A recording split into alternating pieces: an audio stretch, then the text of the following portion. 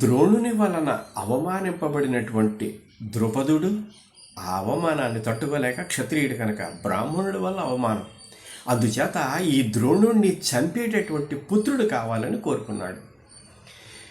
తనని యుద్ధరంగంలో జయించాడు కనుక క్షత్రియుడైన అర్జునుడు, ఈ అర్జునుడు తనకి అల్లుడు కావాలని కోరుకునే దానికి తగిన విధముగా ఒక పుత్రికను కోరుకున్నాడు. అంచేత ద్రుపదుడు కోరుకున్నటువంటి కోరికలు ఒక పుత్రుడు, ఒక పుత్రిక. పుత్రుడి వలన ద్రోణుడి యొక్క మరణము, పుత్రిక వలన అర్జునుడు అల్లుడు కావడము. ఈ రెండు కోరికల దృష్టిలో ఉంచుకొని ఆ ద్రుపదుని యొక్క భార్య పేరు కోకిలాదేవి. వారికి సంతానము లేదు కనుక యజ్ఞము చేసి సంతానము పొందగోరి ఇతడు యాజుడు ఉపయాజుడు అనేటటువంటి ఋషుల దగ్గరికి వెళ్ళాడు. ఈ ద్రుపదుడు మొదట ఉపయాజుడి దగ్గరికి వెళ్ళి, నాకు విధమైనటువంటి కోరిక ఉంది, యజ్ఞం చేయించి పుత్రుడిని పుత్రికని ప్రసాదించమని చెప్పి దాని ద్వారా 1,00,000 గోవులను ధేనువులను కానుకగా ఇస్తానన్నాడు. ఇక్కడ ధేనువు అంటే లేగదూడ, గోవులు ఆవులు. కానీ ఈ ఉపయాజుడు దానికి అంగీకరించలేదు.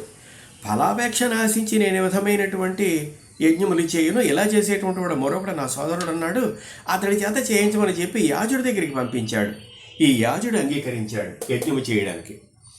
ఈ యాజుడు చేసినటువంటి యజ్ఞములకు మెచ్చినటువంటి అగ్నిహోత్రుడు అగ్నిహోత్రుడు తన అంశ ద్వారా ఆ హోమగుండం నుంచి బయటికి పంపించాడు పుత్రుడిని.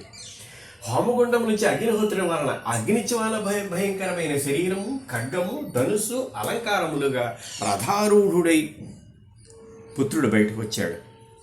ఆ తర్వాత అదే యజ్ఞగుండము నుంచి అంశపావని, నల్ల కలువ వంటి శరీర వర్ణము కలది, సుగంధము, మనోహరాకృతి కలిగినటువంటి ఒక పుత్రిక ఆవిర్భవించింది. ద్రుపదుడి యొక్క కోరిక ఈ విధముగా నెరవేరింది.